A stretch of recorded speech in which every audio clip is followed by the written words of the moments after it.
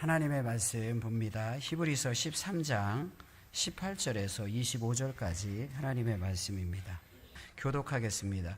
우리를 위하여 기도하라. 우리가 모든 일에 선하게 행하려 함으로 우리에게 선한 양심이 있는 줄을 확신하노니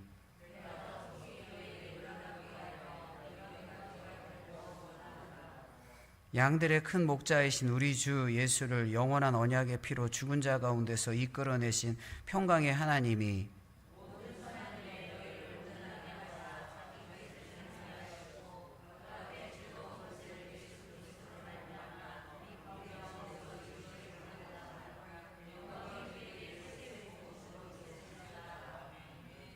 형제들아 내가 너희를 권하노니 권면의 말을 용납하라. 내가 간단히 너에게 썼느니라.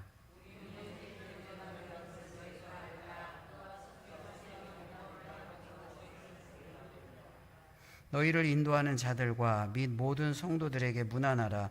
이달리아에게서 온 자들도 너희에게 문안하느니라. 아멘. 네, 주 안에서 행복하시죠? 아멘. 네, 우리가 주 안에서 행복해야 됩니다. 하나님의 은혜가 있기 때문에 그렇습니다. 오늘 본문의 말씀도 히브리서를 마치면서 마지막으로 이제 축복을 하는데 축복의 내용이 어떤 거지요? 25절 말씀을 보세요. 은혜가 너희 모든 사람에게 있을지어다. 이렇게 축복을 하면서 히브리서를 마치고 있습니다. 성경을 보면 여러 곳에서 이제 편지를 쓸 때 그리고 편지를 마칠 때마다 축복을 하는데 은혜가 있을지어다, 은혜가 있을지어다 이런 반복적으로 은혜를 구하는 내용들이 나와요. 그냥 제가 읽어드릴게요. PPT에는 없어요. 디도서 3장 15절 후반절 말씀에도 너도 문안하라. 은혜가 너희 무리에게 있을지어다. 로마서 16장 20절 말씀 우리 주 예수 은혜가 너희에게 있을지어다. 에베소서 6장 24절 말씀 사랑하는 모든 자에게 은혜가 있을지어다. 고린도전서 16장 23절 말씀 주 예수 그리스도의 은혜가 너희와 함께하고 디모데후서 4장 12절 말씀 이제 은혜가 너희와 함께 있을지어다. 편지를 쓰고 나서 마지막으로 은혜가 있을지어다, 은혜가 있을지어다 이런 축복을 하고 있어요. 편지의 형식이기도 하고 당시에 교회에 보내는 편지에 이제 자주 등장하면서 형식적으로 하나의 편지의 형식으로 이렇게 기록합니다. 그러나 이렇게 은혜를 구하는 것은, 은혜로 축복하는 것은 단순히 형식이 아닙니다. 형식 이상입니다. 교회가 은혜가 있어야 되고요. 우리 안에 은혜가 있어야 됩니다. 그리스도인으로 살아가면서 은혜 안에 거하지 못하면 이거 아무것도 아닙니다. 은혜를 까먹고 은혜가 줄어들면 우리 믿음이 연약해집니다. 그래서 은혜를 기억해야 돼요. 은혜 안에 거할 때 우리를 구원하신 하나님의 사랑이 큰지를 깨닫는 것이고 그 안에서 우리는 행복할 수가 있습니다. 그래서 은혜를 기억해야 돼요. 그래서 모든 편지를 쓰면서 마지막에 앞에 다양한 내용들이 있잖아요. 많은 이야기들이 나오잖아요. 근데 마침은 은혜가 있을지어다, 은혜가 있을지어다 이렇게 마칩니다. 다 잊어버려도 괜찮습니다. 까먹어도 괜찮습니다. 근데 알아야 될 것이 무엇일까요? 은혜가 있을지어다. 우리에게 은혜가 있다는 거예요. 은혜를 잊지 말라는 것입니다. 은혜가 중요하다는 것입니다. 오늘 본문의 말씀에 은혜가 너희 모든 사람에게 있을지어다. 이 말은 그 은혜가 모든 너희와 함께하기를, 은혜가 끊임없이 함께하기를 그렇게 소망하면서 마지막에 축복을 합니다. 그렇다면 왜 이렇게 마지막 편지에 은혜를 구할까요? 그리고 이 편지를 읽고 있는 이 히브리서의 이 대상들 있잖아요. 그리고 편지를 쓰는 사람들, 여기에 등장하는 사람들의 상황이 어떨까요? 진짜 은혜가 절실히 필요한 그런 시대에 살고 있는 사람들이에요. 불안한 시대에 정말 은혜가 필요한 사람들이 이 편지를 받고 있고 또 편지를 쓰는 사람도 그렇고 이 편지에 등장하는 사람도 그렇습니다. 이 편지를 받는 사람들은 어떤 사람이죠? 유대교에서 기독교인으로 개종했어요. 그래서 유대인들의 도전도 있습니다. 근데 디아스포라 유대인이어서 고향을 떠나서 로마 제국에 흩어져 살아가는 사람들이에요. 그러니까 로마 제국의 통제를 받아야 되고 상황은 그리스도인들에게 호의적이지 않습니다. 유대인들의 공격도 있고요. 로마인들의 공격도 있고요. 제도적으로, 국가적으로, 정치적으로 굉장히 큰 핍박 가운데 있어요. 그러니까 이 불안한 시대에 이들이 얼마나 은혜를 사모하며 또 은혜가 얼마나 많이 필요하겠습니까? 또 오늘 본문의 말씀에는 또 등장하는 사람이 있어요. 디모데가 등장하는데 23절 말씀을 보십시오. 우리 형제 디모데가 놓이는 것을 너희가 알라. 그가 속히 오면 내가 그와 함께 가서 너희를 보리라. 이렇게 말합니다. 우리 형제 디모데가 놓인 것을 너희가 알라. 놓였다는 것은 무엇을 말하죠? 감옥에 갇혔어요. 그리고 석방된 거예요. 그럼 디모데가 이제까지 예수님을 증거하고 믿는다는 이유 때문에 감옥에 투옥되어 있었습니다. 굉장히 어려운 상황이죠. 디모데는 복음 때문에 고난을 받는 사람이었습니다. 디모데후서 4장 14절과 15절 말씀해 보면 바울이 디모데에게 이런 당부를 합니다. 구리 세공업자 알렉산더가 내게 해를 많이 입혔음에 주께서 그 행한 대로 그에게 갚으시리니 너도 그를 주의하라. 그가 우리 말을 심히 대적하였느니라. 지금 사도 바울이 굉장히 어려운 가운데 있는데 그 중에 한 사람이 구리세공업자 알렉산더예요. 근데 사도 바울이 얼마나 심각하게 이 사람으로 말미암아 아주 큰 어려움을 당했으면 주께서 그 행한 대로 그에게 갚으시리니 이런 말을 하겠습니까? 그리고 아들과 같은 디모데에게 그를 주의하라. 우리의 말을 심히 대적하였느니라 이렇게 말하는 거예요. 이것이 당시 초대교회의 상황이었습니다. 이 편지를 읽고 있는 사람들의 상황이고요. 이들에게 복음을 증거하고 하나님의 말씀을 가르치는 사역자들의 상황이었습니다. 그리고 이 편지를 쓰고 있는 사람은 어떻습니까? 사도 바울이 히브리서의 저자로 이제까지는 알려져 있는데 사실 히브리서 말씀을 보면 사도 바울이 히브리서의 저자라는 뚜렷한 증거는 없어요. 근데 그건 중요한 것이 아닙니다. 근데 말씀을 보세요. 19절 말씀을 보세요. 내가 더 속히 너희에게 돌아가기 위하여 너희가 기도하기를 더욱 원하노라. 기도를 부탁하는 거예요. 근데 기도하는 부탁의 내용이 뭐죠? 내가 너희들에게 돌아가기를 원한다. 이런 기도의 부탁을 합니다. 왜 그래요? 돌아갈 수 있으면 기도 부탁을 안 하겠죠. 근데 돌아가고 싶어도 돌아갈 수 없는 상황인 거예요. 그러니까 투옥이라든지 다른 여타의 핍박과 여러 가지 어려움 때문에 이 편지를 받고 있는 사람들에게 갈 수가 없는 거예요. 그러니까 이런 상황을 통해서 우리가 알 수 있는 게 뭐죠? 편지를 받는 사람이나 또 등장하는 디모데나 이 편지를 쓰고 있는 사람이나 쉬운 상황이 아니에요. 굉장히 어렵고 아주 혹독한 핍박과 고난이 찾아오고 있단 말이에요. 그런데 그들을 향해서 또 편지를 쓰는 사람은 어떻게 합니까? 은혜가 너에게 있을지어다. 은혜를 구하는 거예요. 우리가 생각하는 그런 흔히 말하는 은혜로 합시다. 너무 우리가 값싸게 은혜라는 말을 우리의 입에 담잖아요. 그 깊이와 넓이를 생각하지 못하고 은혜라는 말을 너무 쉽게 생각하잖아요. 근데 이 편지를 읽는 사람들은 그렇지 않는 거예요. 쓰는 사람도 그렇고 받는 사람도 그래요. 이 편지를 읽는 사람도 그래요. 은혜가 너희에게 있기를 원하노라. 은혜가 너희와 함께하기를 원하노라. 이 편지를 쓰는 사람과 이 편지를 받는 사람은 정말 은혜를 사모하는 거예요. 그 힘든 시대를 살아가고 불안한 시대를 살아가면서 하나님의 은혜가 아니면 살 수 없다는 믿음의 고백을 하면서 살아가는 거예요. 그렇게 편지를 쓰고 또 이 소중한 편지를 읽으면서 마치 설교를 듣듯 이 편지를 읽으며 은혜를 간구하고 은혜를 또 소망하며 나아가는 것입니다. 그러면서 이런 은혜가 필요한 상황 가운데 이 편지를 쓰는 사람이 이 편지의 마지막 부분이잖아요. 이 편지의 마지막 부분에 당부하는 것이 있습니다. 무엇을 당부하고 요청할까요? 말씀을 보세요. 22절 말씀입니다. 형제들아 내가 너희를 권하노니 권면의 말을 용납하라. 내가 간단히 너희에게 썼느니라. 이렇게 말해요.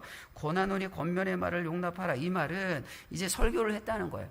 찾아가서 대면에 와서 얼굴을 보면서 설교를 할 수 없으니까 편지를 통해서 이들에게 설교를 하는 거예요. 그리고 설교의 내용 가운데 부탁하는 게 있어요. 당부하는 게 있어요. 무엇을 부탁하고 당부할까요? 18절 19절 말씀을 보세요. 우리를 위하여 기도하라. 우리가 모든 일에 선하게 행하려 함으로 우리에게 선한 양심이 있는 줄을 확신하노니 내가 더 속히 너희에게 돌아가기 위하여 너희가 기도하기를 더욱 원하노라. 이렇게 말합니다. 기도하는 거예요. 근데 이 편지를 쓰는 저자가 그 편지를 받고 있는 사람에게 돌아가기를 좀 기도해 주세요. 이렇게 말해요. 여러 가지 상황과 환경이 이제 교회를 향해 나아가는 것을 방해하고 있죠. 근데 그것을 극복하는 것은 뭐예요? 기도인 거예요. 교회의 기도가 그 상황과 환경을 극복하고 사역자가 교회 앞에 설 수 있는 통로를 열어주고 길을 열어줄 수 있다고 확신하는 거예요. 그러니까 편지를 쓰면서 나를 위해서 기도해 주세요. 다른 것 아니라 돌아갈 수 있도록 기도해 주세요 라고 이야기합니다. 근데 여기서 돌아간다는 말의 의미가 뭐지요? 돌아간다는 말의 의미가 성경에서요 쓰여질 때는 회복을 말해요. 회복을. 그냥 단순히 물리적으로 저기서 여기서 돌아오는 것, 저기서 이곳으로 돌아오는 것으로만 의미하는 것이 아니라 다른 곳에서의 돌아온다는 것은 뭐 아픈 자가 회복되어지고 어떤 나쁜 상태가 더 좋은 상태로 회복되어지는 것, 그런 의미로 성경에 쓰고 있어요. 그러니까 돌아오기를 기도하는 것은 무엇입니까? 지금의 상황에서 더 완전히 상황이 회복되기를 기도하는 거예요. 돌아갈 때는 더 좋기를 기도하는 거예요. 더불어 회복된다는 것이 이렇게 돌아간다는 것이 회복이라는 거잖아요. 회복인데 성경 말씀 읽어드린 말씀 18절 말씀을 다시 한번 보세요. 우리를 위하여 기도하라. 우리가 모든 일에 선하게 행하려 함으로 우리에게 선한 양심이 있는 줄을 확신하노니. 그리고 19절 말씀에 내가 더 속히 너희에게 돌아가기 위하여 이렇게 말한다고요. 내가 돌아가기를 원하는데 돌아가기 위해서 기도해달라 이 말을 한다고요. 근데 18절 말씀에서 이 말을 하기 위해서 앞에 무슨 말을 하냐면 우리가 모든 일에 선하게 행하려고 우리에게 선한 양심이 있는 줄을 확신하노니, 자신에 대해서 설명하는 거예요. 내가 너희들에게 돌아가기를 원하는데 나는 선한 양심이 있고 그리고 나는 선하게 행했어. 마음도 선하고 행위도 선해. 이런 것을 교회에 이야기하는 거예요. 무엇을 말하죠? 단순히 그냥 몸만 돌아가는 것이 아니라 관계를 설명하는 거예요. 내가 이렇게 선한 모습으로 주님의 교회를 위해서 일하고 이런 선한 모습으로 주님의 교회를 위해서 일하는 것은 내 마음으로부터 시작한 거야. 그러니까 나를 좀 그런 선한 사역자로 너희들이 받아줬으면 좋겠어. 내가 돌아갈 때 그런 선한 사역자로 너희들이 나를 그렇게 도와줬으면 좋겠어. 그런 마음이 담긴 거예요. 그러니까 편지를 쓰는 사람이 자신에 대해서 이렇게 어필할 이유가 없거든요. 근데 뭔가 몸으로 돌아가는 건 돌아갈 수 있는데 이 떨어져 있으니까 눈에서 멀어지면 마음에서도 멀어지고 물리적 거리감이 생기면 마음에서도 거리감이 생기잖아요. 그런 염려를 하는 거예요. 그래서 내가 지금 멀어져 있는데 물리적으로 시간과 공간을 공유하지 못하고 있어요. 거리감 때문에. 근데 이런 물리적 거리감 때문에 영적 거리감이 생기는 것에 대해서 염려하면서 내가 떨어져 있지만 나는 선한 양심이 있고 선한 행위를 하려고 애썼어. 그러니까 내가 몸으로 돌아갈 때에도 이 정서적으로 영적으로 관계도 돌아갈 수 있도록 함께 기도해 주세요라고 기도하는 거예요. 이게 교회와 사역자의 기도의 내용이죠. 관계인 거죠. 그냥 멀리 떨어져 있으니까 무사히 돌아오게 해주세요. 물론 당연한 기도지요. 근데 그것뿐만이 아니라 이 관계, 영적인 관계가 중요하잖아요. 돌아왔는데 서먹서먹해. 너무 오랫동안 떨어져 있어서 그냥 우리 교회 담임 목사인지 남의 교회 담임 목사인지 우리 교회 사역자인지 이게 너무 좀 서먹서먹해. 그러면 안 되잖아요. 그러니까 이 사역자가 편지를 써보내면서 내가 물리적으로 몸도 돌아가지만 마음도 돌아가고 영도 돌아가고 이런 영적으로 공유하고 공감하고 함께 할 수 있는 관계로 돌아갈 수 있도록 기도해 주세요라고 기도를 부탁하는 거예요.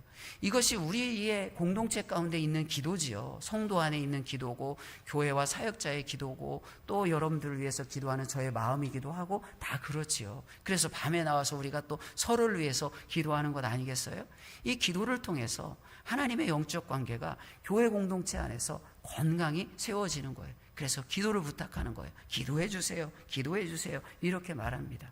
또 기도를 부탁할 뿐만이 아니라 교회를 향한 당부를 해요. 설교를 하는 거죠. 편지를 통해서 하는 설교입니다. 교회에게 이제까지도 설교했는데 마지막으로 하는 설교가 무엇일까요? 20절, 21절 말씀을 보세요. 20절, 21절 말씀을 우리 같이 읽을까요? 20절, 21절 말씀을 한 목소리로 같이 발들어 있습니다. 양들의 큰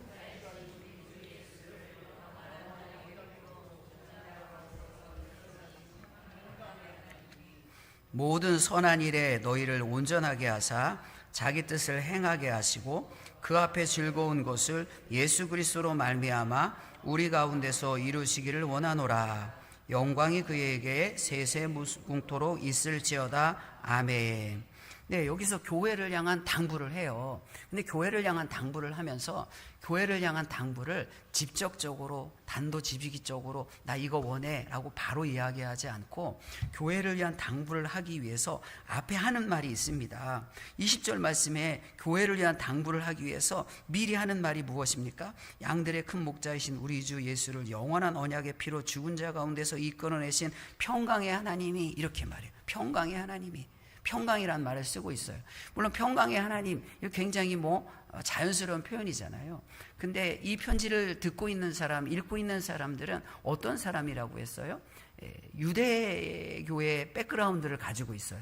구약 말씀에 굉장히 익숙한 사람이에요. 근데 구약 말씀을 보면 하나님을 설명하는 다양한 수식과 형용사가 있는데 사실 평강의 하나님 이런 말이 드물어요. 안 나와요.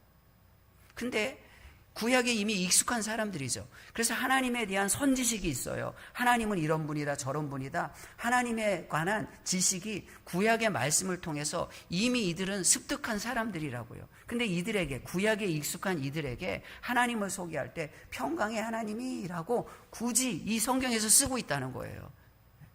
왜요? 제가 늘 말씀드리는 것처럼 성경에 기록된 단어와 언어는 의미 없이 이 성경이라는 이 책에 그냥 그 단어가 의미 없이 배치되거나 놓인 것은 없어요.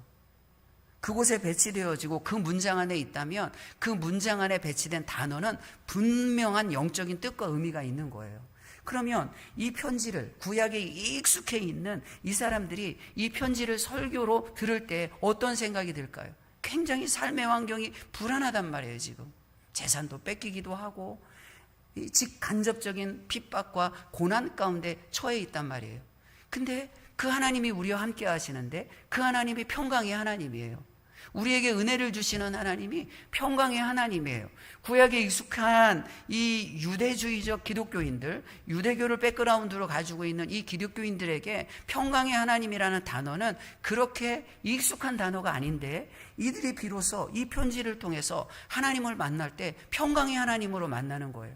그럼 이 평강의 하나님이라는 단어를 앞에 두고 그 평강의 하나님이라는 단어를 통해서 임재하시고 역사하시고 인격적으로 이 편지를 듣고 있는 개인과 교회 공동체를 만날 때 그 교회 공동체와 개인은 어떤 생각이 들죠? 그래, 우리가 이렇게 힘들고 어려운 상황을 지내지만 그 하나님이 은혜를 주실 것이고 우리와 함께 하시는 하나님은 평강의 하나님이야. 평화의 하나님이야. 흔들리는 세상 가운데 우리는 진정한 하늘의 평화를 누릴 수 있어.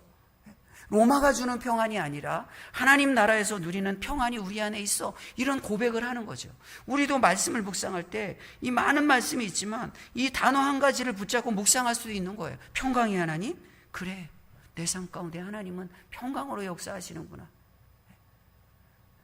아주 아름답고 세상의 어떤 환경이 주는 평강이 아니라 가장 혹독하고 척박한 환경 가운데 있지만 그 가장 혹독한 환경을 뚫고 임재하시는 크신 하나님으로 말미암아 내 마음 가운데는 가장 온전한 평강이 임할 수 있구나 라는 것을 고백하고 묵상하며 이 말씀을 계속 우리가 붙잡을 수 있는 거예요. 다른 말씀 기억하지 못해도 하나님은 평강의 하나님이야. 평강의 하나님이야. 내 마음의 평화를 깰 때에도 이 말씀을 붙잡고 하나님은 평화의 하나님이야. 평화의 하나님이야. 그런 고백을 하는 거죠. 그래서 편지를 쓰는 사람이 의도적으로 이 구약에 익숙한 이들에게 하나님은 평강의 하나님입니다 라고 하나님을 소개하고 하나님에 대해서 이야기하고 있는 거예요. 큰 힘이 되어지는 거예요.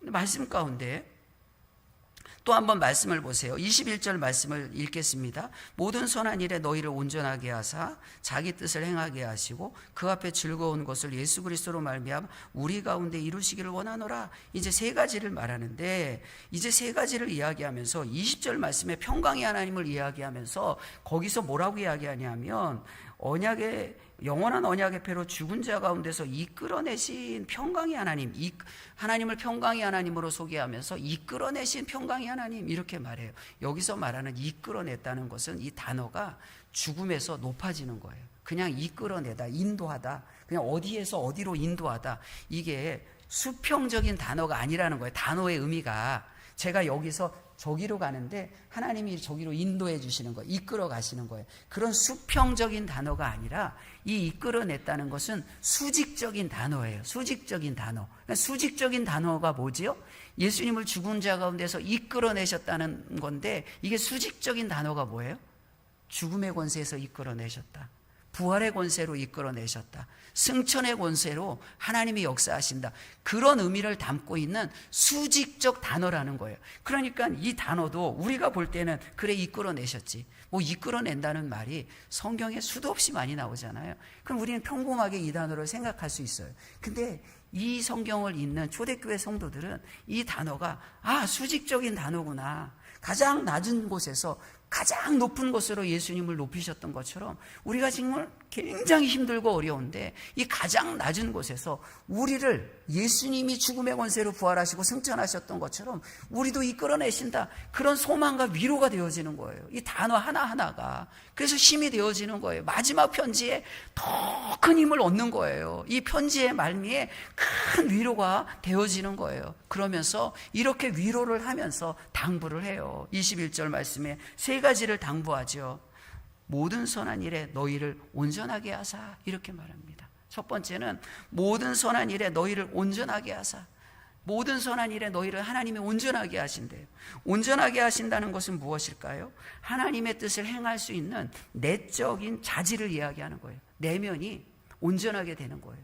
주님의 뜻을 이룰 수 있도록 내면이 온전하게 되는 거예요. 근데 이 단어가 사실은 성경의 단어를 볼 때 너무 사전적 의미로만 성경을 보면 안 돼요. 왜냐하면 우리도 사전적 의미가 있는데, 사전적 의미가 이렇게 있잖아요. 성경에. 그러니까 우리가 쓰는 말도 사전적 의미가 있는데, 우리가 일상생활에서 쓸 때에는 그 사전적 의미로 그 단어를 쓰지 않고 그 당시의 사람들이 이렇게 동시대를 살아가는 사람들이 서로 인정하고 공유하는 또 다른 의미로 그 단어를 쓰고 있단 말이에요. 그러니까 너무 사전적 의미로만 성경을 살펴보지 말고 성경 안에서, 성경의 시대를 살아가는 사람들의 그 일반 상황 안에서 이 단어가 어떻게 쓰여있는지를 찾아봐야 돼요. 이게 해석에 있어서 굉장히 중요하거든요. 그런 걸 뭐 통시적인 건 아니면 동시적인 그런 이 성경의 어떤 해석 방법이다, 그런 있어요. 그러면 이 단어가 당시에 어떤 의미로, 단어의 원래의 뜻과 더불어 어떤 의미로 쓰여졌는지를 보면 이 단어가 이 온전하게 하사, 이 말의 의미가 무엇인지를 조금 더 쉽게 우리가 얻을 수가 있어요. 근데 이 단어는 회복과 수리라는 의미인데, 성경에서 이 단어가 참 많이 나오는 것 중에 하나가 뭐냐면, 그 중에 하나가 뭐냐면 이런 거예요. 이제 예수님이 제자들을 부르시는데, 제자가 이제 물고기를 잡고 와갖고 다음에 조업을 준비하기 위해서 그물을 막 이제 씻고 막 준비하잖아요. 근데 거기 보면 성경에 그물을 깁고 있는지라, 이런 말이 나와요. 그물을 깁고 있는지라, 이런 표현이 나와요. 깁는다는 건 뭐예요? 수리하는 거잖아요. 다음을 위해서. 그물을 수리를 하지 않으면 다음 조업을 할 수가 없어요. 물고기를 잡으면 물고기가 그 구멍을 통해서 숭숭둥 다 빠져나간단 말이에요. 오늘 본문의 말씀의 의미를 조금 이해할 수 있는 좋은 성경의 말씀이에요. 좋은 성경의 그런 구절이에요. 무엇을 말합니까? 모든 선한 일에 너희를 온전하게 하는 것은 우리의 내면이 내적으로 하나님 앞에서 날마다 수리되어져야 된다는 거예요. 수리되어져야 돼요. 이게 은혜거든요. 아니, 마음을 어떻게 수리하겠어요? 몸이 아프면 병원에 가서 수리하면 돼요. 뭐 기계가 고장나면 기술자에게 맡겨서 수리하면 된다고요. 다 수리할 수가 있습니다. AS가 다 된단 말이에요. 근데 우리 영혼은 어떻게 수리를 하겠어요? 마음은, 우리의 심령은, 영혼은 어떻게 수리해요? 우리가 이 땅에 살아가면 수리가 필요할 때가 많잖아요. 깨지고 넘어지고 심령에 구멍이 나고, 그래서 마음에 큰 구멍이 있어서 그 구멍을 다시 조업에 써야 되는데 다음에 하나님 앞에 쓰임받을 수가 없어요. 너무 큰 구멍이 있단 말이에요. 상처가 있단 말이에요. 아픔이 있단 말이에요. 이 영혼을 어떻게 수리받을 수 있어요? 근데 오늘 성경이 말하는 거예요. 모든 선한 일에 너희를 온전하게 하사. 하나님이 수리해 주신다는 거예요. 세상에 AS가 있는데 하나님의 AS는 완벽하다는 거예요. 예? 여러분, 하나님의 AS는 완벽합니다. 그러니까 어떻게 해요? 하나님 앞에 나와야죠. 말씀을 붙잡고 기도의 자리에 나와서 하나님 앞에 뻔뻔하게 이야기하는 거예요. AS 보증기간 없어요. 하나님 앞에는. 아무리 삼성이 AS를 잘해줘도 보증기간이 지나가면 돈 내야 되거든요. 근데 수리하려고 하면 사는 것보다 수리하는 게 돈 더 들어가. 그래서 어쩔 수 없이 사야 돼. 그런 경우도 있잖아요. 근데 하나님 앞에서 AS 이 보증기간은 없어요. 그래서 오늘 너희 선한 일에 너희를 온전하게 하사 하나님 날마다 수리해 주시는 거예요. 그러니까 우리가 주님 앞에 나아가 뻔뻔하게 하나님 수리해 주세요. 죽을 때까지 수리해 주세요. AS 기간 남았지요. 계속 하나님 앞에 AS 해달라고 요청하는 거예요. 그럴 때 하나님께서 우리의 심령을, 구멍난 심령을, 이 아픈 심령을, 우리의 영혼을 하나님의 은혜로 수리해 주시는 줄 믿습니다. 그러니까 나가는 거예요. 나가는 거예요. 두 번째는 무엇일까요? 이렇게 수리를 받고 수리를 받아야 21절 말씀 모든 선한 일에 너희를 온전하게 하사 자기 뜻을 행하게 하시고 수리를 받아야 행할 수가 있는 거예요. 우리는 이 마음이라는 게 강할 수도 있고요. 근데 또 연약하거든요. 우리 영혼이라는 게 정말 깨지기가 쉬워요. 상처받기가 쉬워요. 정말 연약하기가 이를 데 없어요. 보면 강한 사람이 없어요. 겉으로만 강한 척 하는 거고요. 강해 보이는 것이지 다 연약합니다. 근데 이렇게 수리받고 수리를 받아야 어떻게 해요? 자기의 뜻을 행하게 하시고 주의 일을 감당할 수가 있는 거예요. 냉장고가 고장났는데 냉장고가 고장나면 그 냉장의 기능, 냉동의 기능을 할 수가 있어요? 에어컨이 고장났는데 이 에어컨이 고장났으면 이 교회 예배당을 시원하게 할 수 있어요? 안 되잖아요. 수리를 받아야 우리가 주의 일을 감당할 수가 있는 거예요. 그러니까 주님 앞에 내 마음을, 내 영혼을 내려놓고 하나님 난 연약해요. 주님의 수리가 필요합니다. 수리받고 회복된 마음으로 자기의 뜻을 행하게 하시고 주의 뜻을 행하는 거예요. 하나님의 뜻을 행하는 거예요. 하나님의 일을 감당하는 거예요. 이것이 날마다 주님의 은혜로 수리받고 하나님의 은혜 가운데 살아가는 우리들의 모습인 거예요. 자기의 뜻이 아닌 우리의 뜻이 아닙니다. 주의 뜻을 행하는 거예요. 예수님도 그런 삶을 사셨잖아요. 마태복음 25장 42절 말씀 다시 두 번째 나아가 기도하여 이르시되 내 아버지여 만일 내가 마시지 않고는 이 잔이 내게서 지나갈 수 없거든 아버지의 원대로 되기를 원하나이다. 똑같은 말이거든요. 아버지의 원대로 되기를 원하나이다. 내 원이 아니라 아버지의 원, 하나님의 원대로 되기를 원하나이다. 내가 원하는 거예요. 아무리 고결하고 순결해도 내가 원하는 것에는 욕심으로 오염될 수가 있어요. 아니 사람이 원하는 것에는요 욕심으로부터 완전히 분리되지가 않더라고요. 내가 원하는 것. 그러니까 나의 원함을 주님의 원함에 비춰봐서 어떤 것이 더 순결한지 제거해야 될 불순물이 무엇인지를 늘 살펴보며 하나님이 원하시는 게 뭐예요? 주님이 기뻐하시는 게 뭐예요? 하나님이 원하시는 삶이 무엇인지를 묻고 다시 수정하며 주님의 뜻을 이루는 거예요. 이게 마지막에 이 히브리 저자가 교회를 향해 부탁하는 것입니다. 그럴 때 마지막 21절 마지막에 뭐라고 이야기합니까? 그 앞에 즐거운 것을 예수 그리스도로 말미암아 우리 가운데 이루시기를 원하노라 이렇게 말합니다. 그 앞에 즐거운 이렇게 말하는데 그 앞에 즐겁다는 말, 여기 즐겁다, 기쁘다는 말인데요. 이 단어가 성경에 쓰여졌을 때에는 단 한 번만을 제외하고는 다 하나님과 관련된 거예요. 하나님이 기뻐하시는 것, 예수님이 기뻐하시는 것, 하나님과 관련되어져서 하나님이 기쁨의 내용과 대상이 되어질 때만 쓰여져요. 딱 한 번을 제외하고는. 그러니까 그 앞에서 즐거움, 그 앞에는 그 면전, 이렇게 그 얼굴 앞인데 이게 참 성경을 보면 이게 굉장히 좀 어려운 말이더라고요. 얼굴이라는 게 주로 하나님과 예수님의 얼굴을 표현하는 말이기는 하지만 꼭 그렇지도 않아요. 그리고 그 앞에 하는데 그라는 단어가 그라는 단수가 아니라 그들이라는 복수여서 이 단어를 어떻게 해석해야 되는지 고민이 많은 거예요. 그러나 어렵지는 않아요. 왜 어렵지 않을까요? 이 기쁨이란 단어, 즐거움이라는 게 하나님과 관련되어지는 거예요. 결국은 이 문장을 통해서 우리에게 말하는 게 뭐예요? 우리 마음이 수리를 받고 주님의 뜻을 이루면서 우리 교회와 공동체 안에서 내 심령 안에서 주님의 기쁘신 뜻이 이루어지는 거예요. 하나님의 선하신 뜻이 이루어지는 거예요. 주님이 즐거워하시는 뜻들이 이루어지기를 소망하라. 그것이 너희들의 사명이다. 마지막 담부다. 이렇게 말씀하는 거예요. 우리가 주님 앞에 수리받고 하나님의 뜻을 분별하여 우리가 행하는 게 뭐지요? 하나님을 기쁘시게 하는 거예요.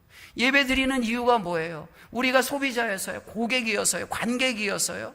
무엇인가 공연을 보는 관객이어서 이 자리에서 예배하는 거예요? 예배의 혜택이 우리에게 있는 거예요? 아니에요. 우리의 예배는 하나님을 기쁘시게 하는 거예요. 우리의 모든 사역과 모든 삶은 하나님을 기쁘시게 하는 거예요. 하나님을 기쁘시게 할 때 우리에게도 그 기쁨과 은혜가 있어요. 하나님은 기뻐하지 않는데 나는 즐거워한단 말이에요. 그거 있을 수가 없잖아요. 그죠? 논리적으로 상식적으로 맞잖아요. 그죠? 그러니까 우리의 모든 일이 하나님이 기뻐하시는 일이 되어줘야 돼요. 늘 질문해야 돼요. 늘 주님 앞에 서야 됩니다. 하나님, 제 마음 수리되길 원합니다. 수리 안 되면 어떻게 해요? 이게 영적으로 기능을 못해요. 행함이 있는데 행함이 하나님과 상관이 없을 수도 있는 거예요. 영적인 작동이 잘 안 되는 거예요. 그러니까 수리받고 온전한 심령, 온전히 수리된 심령으로 하나님이 기뻐하시는 그런 사역과 그런 기도와 예배와 주의 모든 일들을 감당할 수 있도록 우리가 기도하면서 주님 앞에 나아가야 되는 줄 믿습니다. 그래서 성경 데살로니가전서 2장 4절 말씀, 오직 하나님께 옳게 여기심을 입어 복음을 위탁받았으니 우리가 이와 같이 말하면 사람을 기쁘게 하려 함이 아니요 오직 우리 마음을 감찰하시는 하나님을 기쁘시게 하려 함이라. 하나님을 기뻐하시는 삶, 하나님이 기뻐하시는 삶을 살 것을 결론적으로 권면하고 있습니다. 말씀을 정리하겠습니다. 은혜가 있어야 합니다. 은혜가 아니면 아무것도 아닙니다. 신앙의 시금석은 은혜입니다. 은혜를 사모해야 됩니다. 은혜란 무엇이죠? 하나님이 거저 주신 거예요. 공짜로 주신 거예요. 근데 우리가 진짜 공짜로 받은 것이 아니라 내가 대가를 지불 안 했을 뿐이지 하나님의 아들 예수 그리스도의 그 보혈을 대가로 지불하고 그 은혜와 사랑은 오롯이 내가 누리는 혜택이 되어진 거예요. 나는 죄인인데 죽었어요. 지옥에 합당합니다. 영원한 심판을 피할 수가 없습니다. 그런데 예수님 때문에, 그 지불하신 예수님의 보혈 때문에 그 모든 혜택이 가장 극악무도한 죄인과 같은 내게 주어졌음을 기억하는 거예요. 은혜 앞에 감사해야 돼요. 그리고 그 은혜를 잊지 않도록 우리가 신앙생활해야 돼요. 은혜를 기억해야 돼요. 이것을 이야기합니다. 은혜가 너희 모든 사람에게 있을지어다. 더불어 기도를 부탁하고 있습니다. 우리를 위해서 기도해라. 사역자를 위해서 기도하고 선교사를 위해서 기도해야 되죠. 돌아가기를, 단순히 물리적으로 몸만 돌아가는 것이 아니라 정서적인 영적인 유대가 있는 그런 사역자와 교회가 되어지는 거예요. 이게 교회의 아름다운 공동체입니다. 단순히 사역자뿐만이 아니라 교회 공동체 안에서 우리의 관계가 그와 같은 것입니다. 서로가 마음이 그냥 장소만 공유하는 게 아니에요. 공간만 공유하는 게 아니에요. 우리 성도는 공간을 공유하고 장소를 공유하되 영적으로도 같은 그런 공감대가 있고요. 유대가 있어서 영적으로 우리가 하나가 되어졌다는 그런 공유의식이 있어야 되는 거예요. 이게 교회고 동역자고 성도의 모습입니다. 그러니 서로 위해서 기도하는 거죠. 서로를 위해서 기도하고 새벽에도 기도하고 밤에도 기도하고 서로를 위해서 옆에 있는 분들을 위해서 기도하고 그렇게 기도하다가요. 좋은 소식이 들리면 너무 감사해요. 너무 기뻐요. 왜? 기도가 응답됐구나. 너무 감사하고 너무 좋아요. 내 소식이 아니고 주위에 그런 지체들의 소식인데도 그 좋은 소식이 들리면 너무 감사해. 너무 고마워. 내일처럼 기쁘고 즐거운 거예요. 기도하는 사람이 누리는 특권인 거예요. 선한 일에 온전하기를. 선한 일에 온전하기를. 온전하다는 것은 우린 수리 받아야 돼요. 여러분, 크게 우리가 잘난 것 없습니다. 저도 늘 하나님 앞에 수리 받아야 될 존재이고요. 수리 받으면서 사역하고 있습니다. 고장 났는데 그걸 숨길 필요 없어요. 다 저도 수리 받고 해요.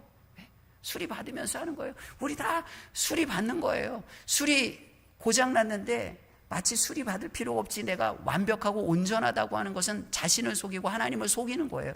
아무리 내가 고장 안 난 것처럼 여겨도 이미 영적으로는 그 기능을 상실한 거예요. 그러니까 말씀을 붙잡고 기도의 자리에 나와 하나님 저 수리해 주세요.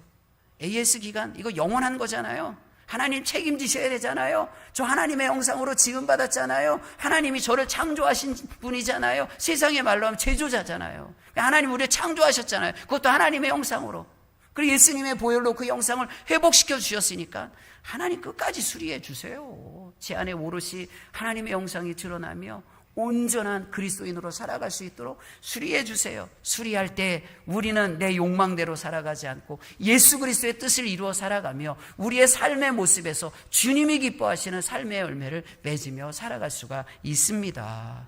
이 말씀 붙잡고 이제 마지막, 히브리서 이제 마지막인데 다시 한번 다른 거 다 기억하지 못할지라도 이 말씀을 붙잡고 다시 한번 주님 앞에 서며 함께 주님의 교회 공동체 안에서 승리하는 우리 모두가 되기를 축원합니다.